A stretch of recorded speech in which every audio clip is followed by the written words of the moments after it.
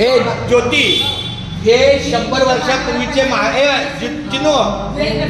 चिनू बाळा, हे गोमाजी महाराज आहेत, गुरुवर्य गोमाजी महाराज यांनीच या आजुली गावामध्ये वारकरी संप्रदाय उभा केला. सगळं गाव एवढं होतं, 100 वर्षापूर्वी अख्खं गाव दांडलं होतं. यांनी इतकी सेवा सगळे एक पण उमरा बिन माळायचं नाही. या गावचं वैशिष्ट्य काय माहिती, एकही उमरा बिन माळायचं नाही, एक तरी माळकरी आहे. किती सुंदर. एक त्या गावात तू घर घेतले. आणि मग अगं ह्या आजिवली माझं बाबा, आता काय सांगायचं, मी लय भाग्यवान आहे.